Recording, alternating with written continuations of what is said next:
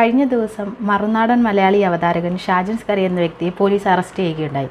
മാഹി സ്വദേശിനിയുടെ പേരിലുള്ള ഒരു പരാതിയുമായി ബന്ധപ്പെട്ടാണ് ഈ അറസ്റ്റ് രേഖപ്പെടുത്തിയത്. ചാനലിലൂടെ അശ്ലീല പരാമർശം നടത്തി എന്നതായിരുന്നു പരാതി. എന്നോട് പറഞ്ഞിട്ടില്ല, എനിക്കറിയില്ല. എന്നെ പിടിച്ചോണ്ട് വന്നു, കേസ് എന്താണെന്നൊക്കെ പറയാമെന്ന് പറഞ്ഞു, അറസ്റ്റ് ചെയ്തു.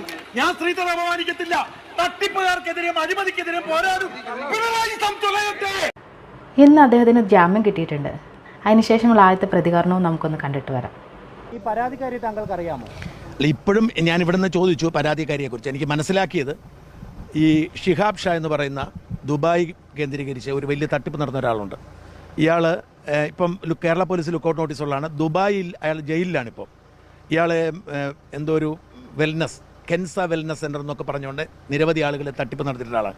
ഇയാൾക്കെതിരെ വാർത്ത. അപ്പോൾ ഇയാളുടെ തട്ടിപ്പിന് കൂട്ടാളിയാണ്, ഇയാളുടെ തട്ടിപ്പ് സ്ഥാപനത്തിൻ്റെ ജനറൽ മാനേജറായ ഒരു സ്ത്രീയാണ്.